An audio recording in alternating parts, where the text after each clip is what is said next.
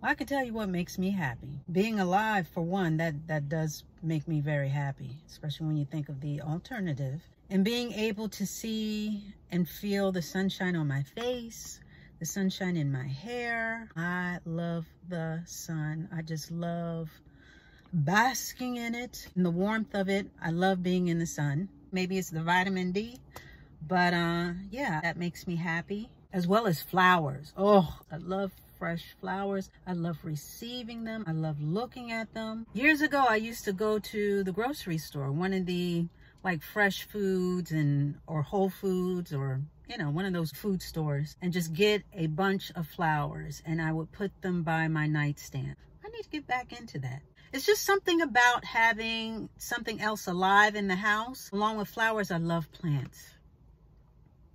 Don't give me a plant, honey, because I talk to my plants. I do have quite a few, and I'm one of those that talks to their plants, making sure that they're engaged and feel like they're part of the family. But yeah, I love flowers and plants. They definitely make me happy. Laughter, especially those from a child, just the purity, the lilt of their laugh.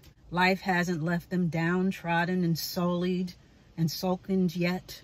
Yes, stay golden, children. Stay golden for as long as you can, because life can be rough. But yeah, I love to hear their little laughs and little laughter. It just tickles me. Seeing them smile makes me smile. Getting older, believe it or not. Now, I'm not saying aging. I want to make that distinction. You know, I'm not looking forward to wrinkles and, you know, all, you know, aches and pains and all the things that are usually associated with aging. But getting older, I'm appreciating every year that I'm able to gather underneath my belt, because more and more I get more settled in my skin and in knowing who and what I am, more settled in my knowing, you know, more stable in my spirituality and my faith. And I love to learn.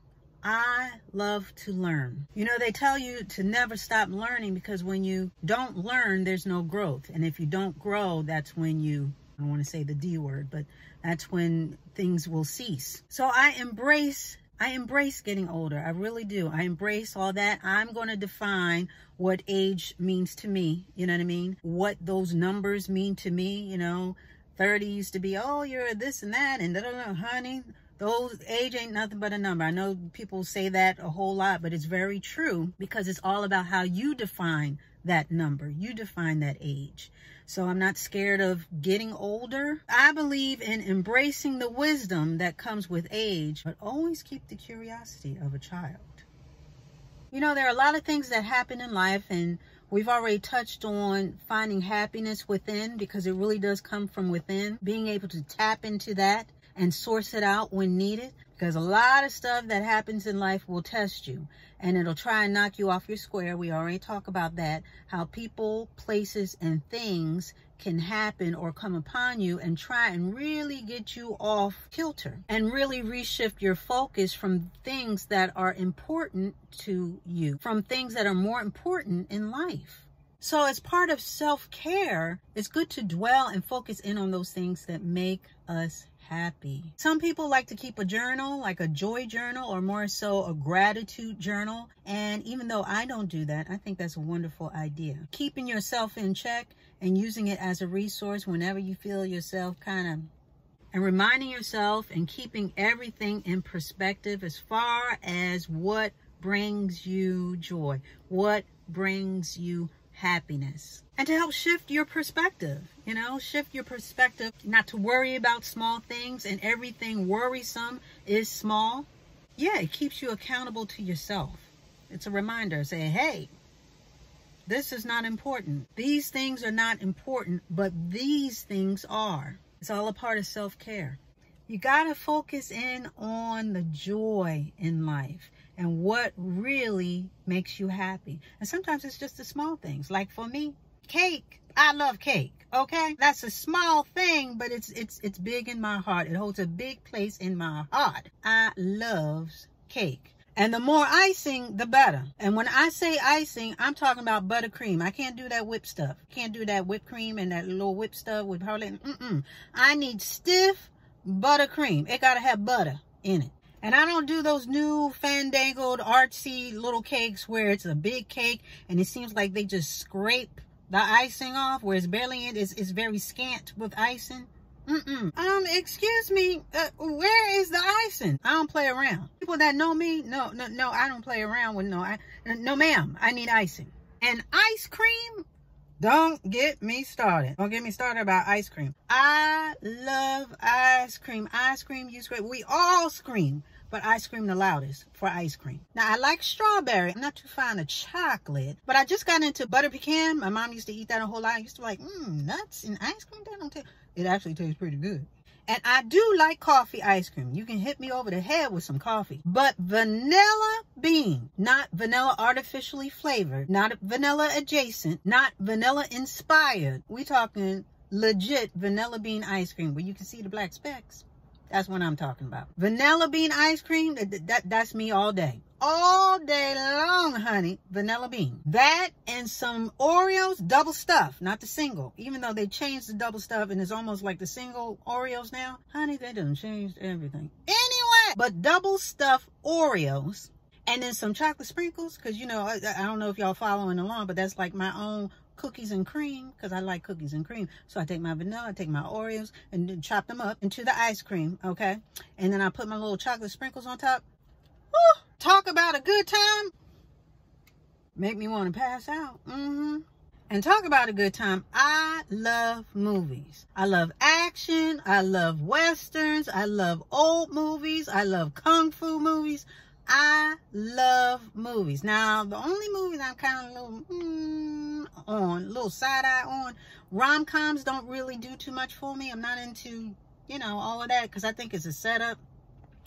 I just don't think that, you know, the storylines just ain't really realistic to me. Not that jumping in a car from building to building is realistic, but I just feel like, you know, rom-coms sort of set people up. I'll say women. I feel like it's a setup, you know, it just sets women up to expect this high bar as far as romance and from men.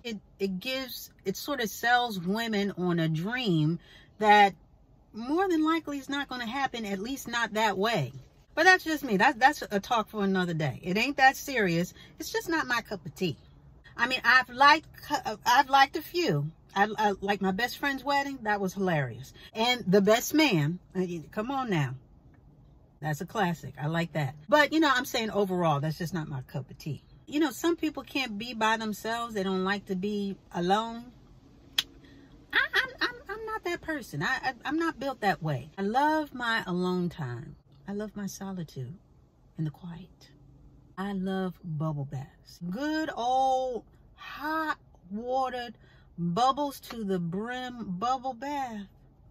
Honey, I am in heaven. But I think you get the gist of what I'm saying. So it's like the little things like that really, when I think about it, when I think about things that make me happy, what makes me happy? Those are just some of the things that make me happy, you know? And again, sometimes, you know, we get caught up in life and we don't really take the time to really take a breath and settle into our own happiness because we're so worried about making sure other people are happy or fulfilling their happiness. But sometimes you just got to take a moment and say, you know what makes me happy? It is really good to focus in on yourself and not being selfless, but being self-full. You know, I'm going to say self-full and focus in on yourself and what makes you happy. Get back to that.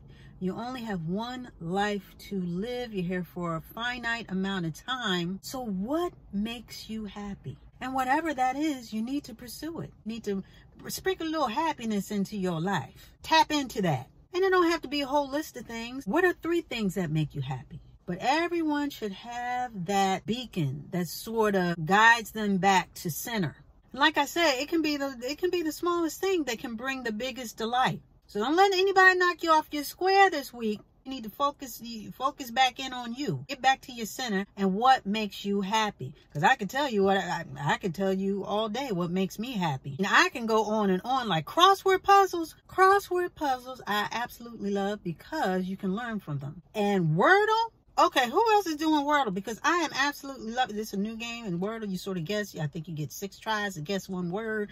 And it's almost like Hangman, but not so much. But honey, I am so into it. I don't go to bed without playing it every night. Yes, ma'am. That is my, yes, I have turned into an old woman where I got to do my crossword puzzles and I got to do my Wordle every night. I am not ashamed. I can tell my sister about it, but I don't think she played yet. I was like, who in the world came up with this? This is $1 million idea. I'm telling you, yes, it is. Yes, it dolls. Yes, I'm a grown woman and I absolutely love dolls. What about it? Honey, dolls make me absolutely happy. I love collecting dolls. Barbie dolls, Cabbage Patch dolls. Dolls make me excited. Like I said, I fell off the wagon, but I am back on, honey. Yeah, there. I'm back on the wagon. I am back.